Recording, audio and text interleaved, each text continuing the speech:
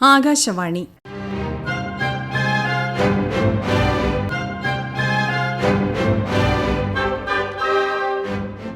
ജില്ലാ വൃത്താന്തം. ഇന്ന് തിരുവനന്തപുരം ജില്ല.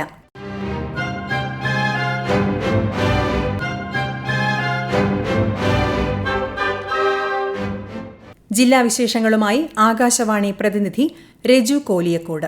വിഴിഞ്ഞം അന്താരാഷ്ട്ര തുറമുഖം പ്രധാനമന്ത്രി നരേന്ദ്രമോദി നാടിന് സമർപ്പിച്ചു. വിഴിഞ്ഞം തുറമുഖത്ത് നടന്ന ചടങ്ങിൽ മുഖ്യമന്ത്രി പിണറായി വിജയൻ അധ്യക്ഷത വഹിച്ചു. മന്ത്രി വി.എൻ. വാസവൻ സ്വാഗതം ആശംസിച്ചു.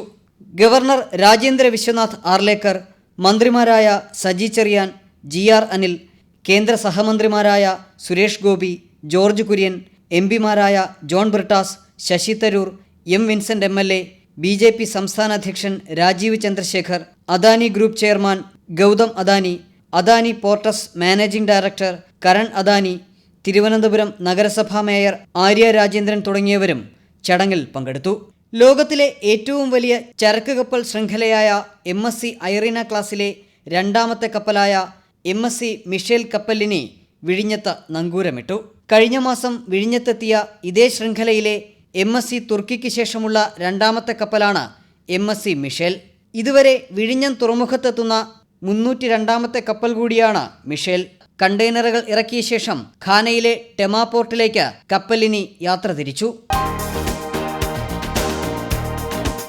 സംസ്ഥാന സർക്കാരിന്റെ 4ാം വാർഷികാഘോഷങ്ങളുടെ ഭാഗമായി ഈ മാസം 17 മുതൽ 23 വരെ കനകക്കുന്ന് പാലസിൽ സംഘടിപ്പിക്കുന്ന എന്റെ കേരളം പ്രദർശന വിപണന മേളയോടനുബന്ധിച്ച് സബ് കമ്മിറ്റികളുടെ അവലോകന യോഗം തിരുവനന്തപുരത്ത് ചേർന്നു.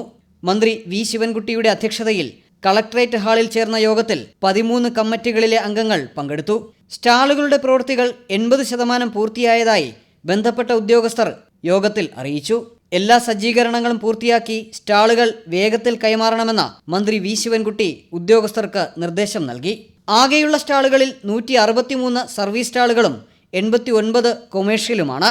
7500 ചതുരശ്ര അടിയിൽ ഫുഡ് ഫെസ്റ്റിവലും മേളയുടെ ഭാഗമായി സജ്ജീകരിക്കും.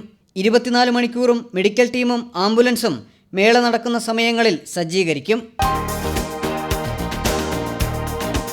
കവടിയാർ പൈപ്പ് ലൈൻ റോഡിന്റെ 2ാം ഘട്ട നവീകരണം വി.കെ. പ്രശാന്ത് എം.എൽ.എ ഉദ്ഘാടനം ചെയ്തു. അമ്പലമുക്ക് മുതൽ പേരൂർക്കട വരെ റോഡ് നിർമ്മിക്കാനാണ് 2ാം ഘട്ടത്തിൽ അനുമതി ലഭിച്ചിട്ടുള്ളത്.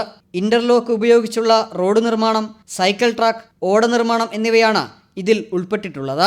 2020-21 വർഷത്തെ സംസ്ഥാന ബജറ്റിൽ കവടിയാർ പൈപ്പ് ലൈൻ റോഡ് ഇന്റർലോക്കിങ്ങിനും സൈക്കിൾ ട്രാക്കിനുമായി 1.5 കോടി രൂപ വകയിരുത്തിയിരുന്നു.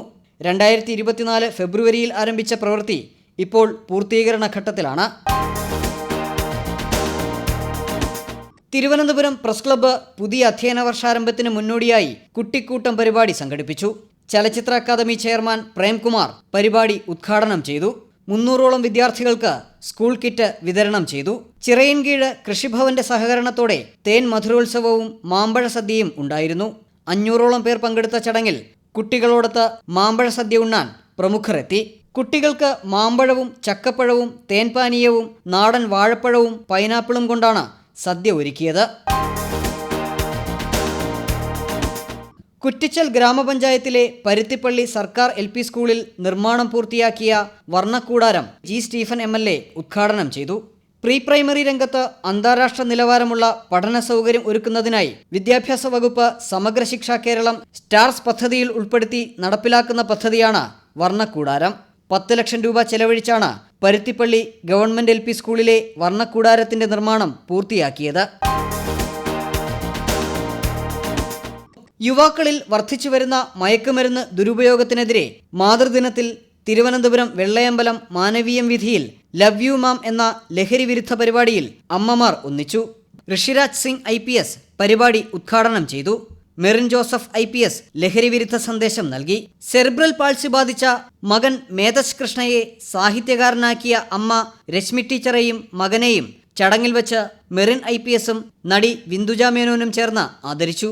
പരിപാടിയോടനുബന്ധിച്ച് കൂട്ടിക്കൽ സുമേഷിന്റെ നേതൃത്വത്തിൽ സംഗീത പരിപാടിയും അരങ്ങേറി.